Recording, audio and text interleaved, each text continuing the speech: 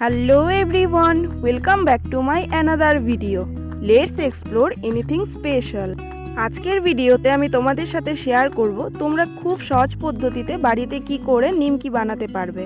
নিমকি বানানোর মেন উপকরণটাই হচ্ছে ময়দা। তো তোমরা প্রথমে ময়দাটা নিয়ে নেবে আর নিয়ে প্রথমে কি ভালো করে একটু টেকে নিতে হবে। অনেক সময় ময়লা থাকে বা কোনো পোকা টোকা থাকে, তো যাই হোক তারপর ময়দাটা পরিষ্কার করে টেকে নেওয়ার পর তার সাথে মিশিয়ে দিতে হবে কালো জিরে আর নুন। কালো জিরে আর নুনটা হচ্ছে ময়দার সাথে আগে ভালো করে মিক্স করে নিতে হবে, আর তারপর তোমাদেরকে দিয়ে দিতে হবে পরিমাণ মতো রিফাইন অয়েল। আর হ্যাঁ, তেলটা দেওয়ার আগে কালো জিরে আর নুনের সাথে তোমরা একটু সামান্য পরিমাণে খাওয়ার সোডা দিয়ে নিতে পারো, তাহলে কিন্তু খুব সুন্দর ফোলে নিমকিটা। আমি এখানে দিতে ভুলে গিয়েছিলাম, যাই হোক কোনো ব্যাপার না, মানে স্কিপ করে গেলেও কোনো ব্যাপার না, কিন্তু দিয়ে নিলে ভালো। আর সব কিছু দেওয়া হয়ে গেলে তোমরা হাত দিয়ে আগে সব কিছু একসাথে ভালো করে মেখে নেবে। এখানে বাবা সেদিন মেখেছিল, যাই হোক তোমরা দেখতেই পেলে কিভাবে মাখাতে হয়। আর তারপর কিন্তু তোমরা জল দিয়ে দেবে, আর জল একবারে দেবে না, অল্প অল্প করে দেবে, তাহলে কিন্তু ডোটা মানে খুব সুন্দর হয়, বেশি নরমও না বেশি শক্তও না।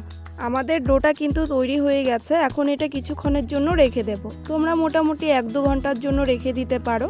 আমি এখানে মোটামুটি 2-3 ঘন্টা রেখেছিলাম।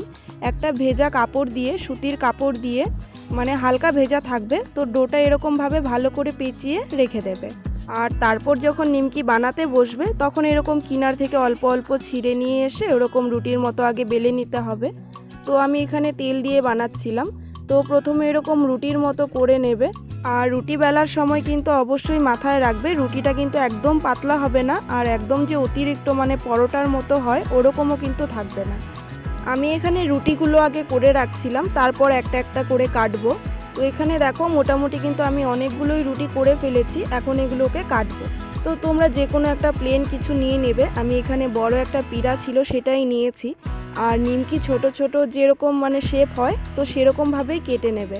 তো আমি এখানে একটা ছুরির সাহায্যে কাটছি, দেখো তোমরাও ঠিক এভাবেও কেটে নিতে পারো, বা তোমাদের ইচ্ছে মতো তোমরা শেপ দিতে পারো। কিন্তু আমার নিমকি কাটা কিন্তু শেষ। এখন এগুলোকে ডিপ তেলের মধ্যে গরম তেলে ফ্রাই করে নিতে হবে। আমি এখানে একটা বাটির মধ্যে রাখছিলাম, আর তোমরা চাইলে কিন্তু সাথে সাথে কেটে একদম ডাইরেক্ট তেলে ভেজে নিতেও পারো।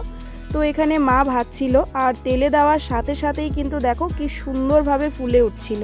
তো এখানে শেষের দিকে ছিল বলে তেলটা কম হয়ে গিয়েছিল, তোমরা কিন্তু তেলটা আর একটু বেশি করে দেবে, তাহলে কিন্তু সুবিধে হবে ভাজতে। তো ভাজার পরে আমাদের কিন্তু কুরকুরে নিমকি একদম তৈরি।